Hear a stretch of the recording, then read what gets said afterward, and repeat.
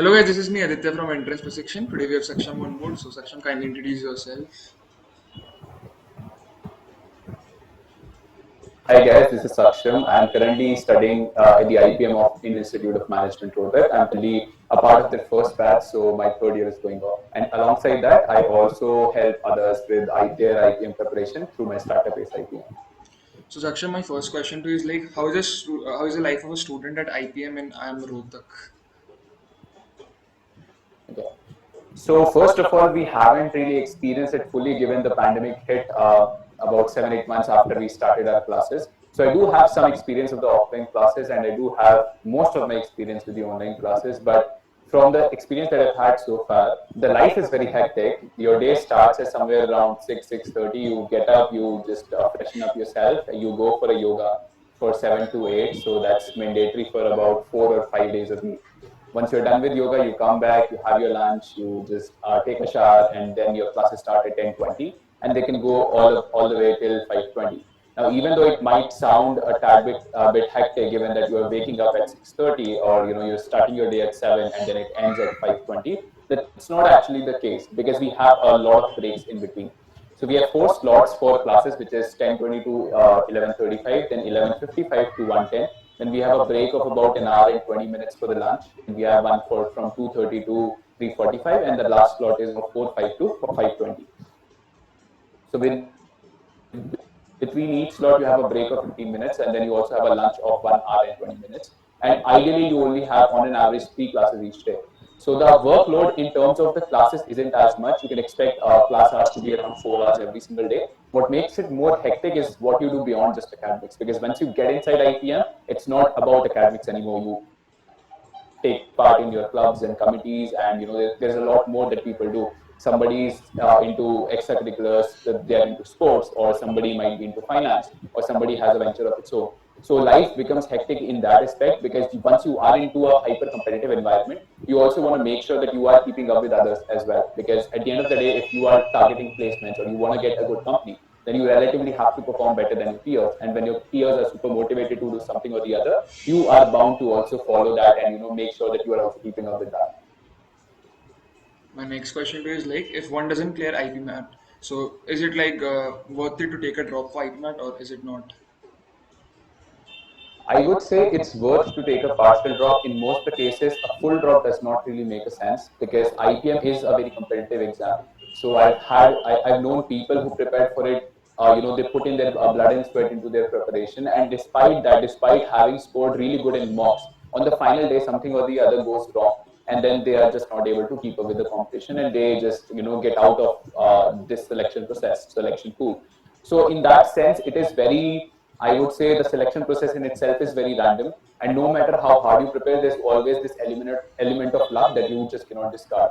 So in that sense, it's always good to be taking a partial drop. If you're taking a partial drop, if IPM is your sole aim, then maybe try for universities or colleges which are relatively affordable. Let's say if in case you're getting good marks in your 12th, then DU makes up for a good option. Mumbai University makes up for a good option. Otherwise, even if you're getting into a private college, that also makes sense, provided that you have proper finances to back it up.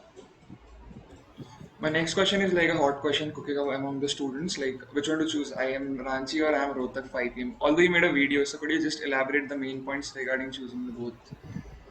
Sure thing. I would say IIM Ranchi as of now is doing slightly better when it comes to MBA, but IIM Rohtak has the advantage of having started IPM early. So in that sense, I see that at least for the next 2 or 3 years, IPM Rohtak will have a slight edge over Ranchi.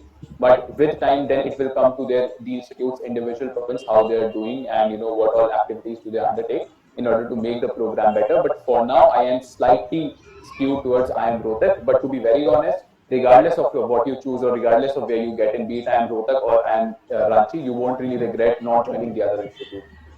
Yeah, makes sense. My next question is like, why should one go for IPM over than BBA? Like, this is the question among the students. They're confused why we should go for IPM regarding like compared to BBA and all. See, BBA has its own pros and cons, while IPM has its own.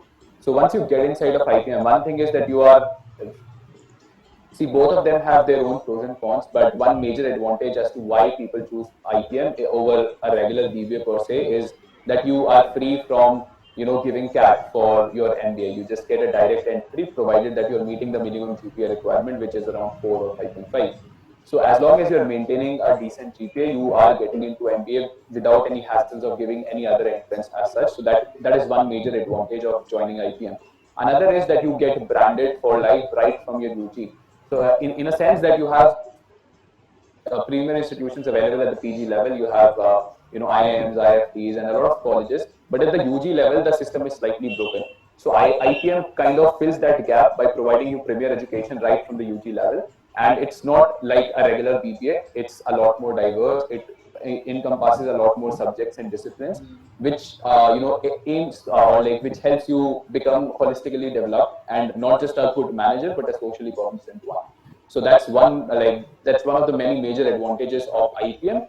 But of course, it also has its own downside. One being the fee or the finance that you have to gather in order to get into this program, because the fee is currently touching somewhere around 32 to 35 lakhs. So that's an expensive program to be in, but provided that you have proper finances to back it up, it is well worth it.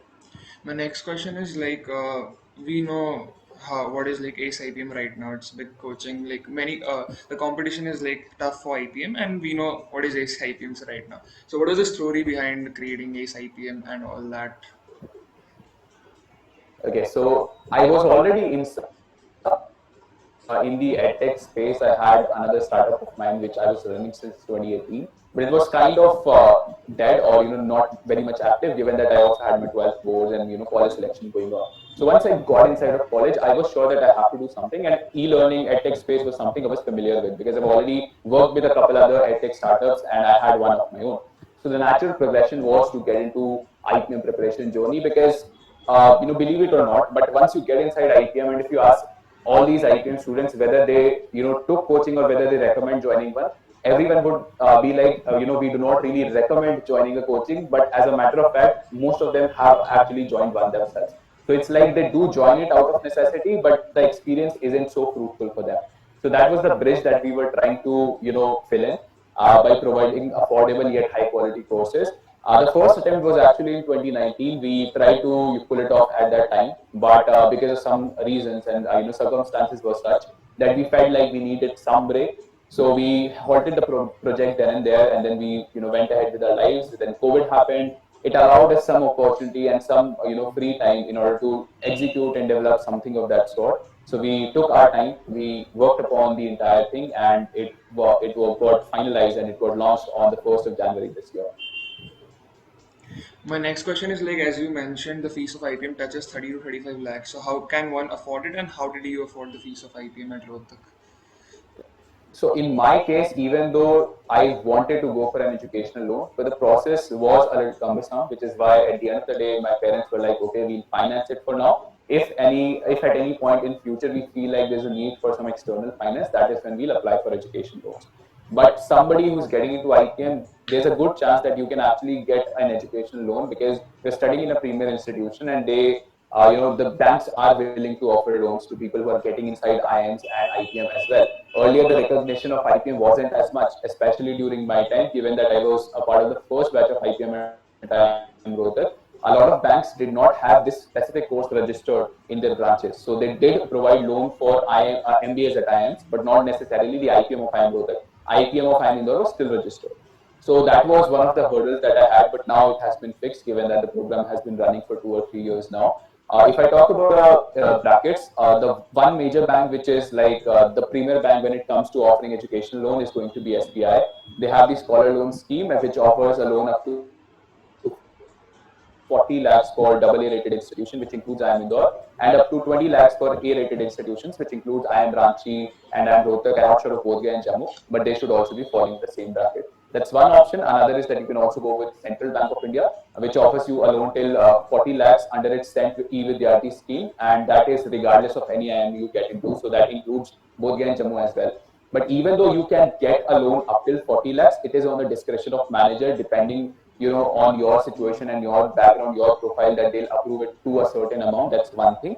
Second is, I don't really recommend somebody, unless and until you're getting into IIM Indore, I don't really recommend you to go with a full finance. So if in case you don't have any means to finance your education and you're going for a loan of 35, 36 lakhs, added to that is the burden of interest that is going to take a long time for you to repay after you're done with your education. So in that sense, I feel like 20 lakhs is a sweet spot. If in case you're getting into Rohtak Ranchi and you are willing to take a loan of 20 and finance the rest, I think that makes a little more sense than somebody who is going with a full financing for IPM. So guys, that was it. Hope you enjoyed the video. Saksham, any message for future IPMAT aspirants? I would say, regardless of when you are watching this video, start your preparation right away, because we tend to feel like we have a lot of time. And I've seen people get through this exam in a month or two also. But on the other hand of spectrum, I've also seen people who put their heart and soul into their preparation for 2 years straight, but still don't manage to get in. So the best is that whenever you get to know about it, just start preparation. You have ample amount of resources available online for free. You can go on YouTube. You have free lectures. You'll also find free material, if not for IPM, because IPM is not as popular, at least for CAT. So you can refer to that material, get started with your preparation, and as and when you have any doubts, you have plenty of IPM related communities available online. So you can also join them up, which will aid your preparation. But yeah, just keep yourself focused on this one goal and make sure everything that you do is aligned towards that, and also make sure that you are also giving ample amount of time to your 12th preparation as well, because that is also equally important. So do not neglect your CBSE or ICSE or any other board examination just because of your higher goal of IPM, because they also have an eligibility criteria in terms of your board's percentage. So guys, hope you enjoyed the video. Hit the like button if you enjoyed the video. Share with your friends and do subscribe for more such content. Comment down your views as well. Thank you guys for watching. Thank you, Saksham. Or you're welcome. Stay safe.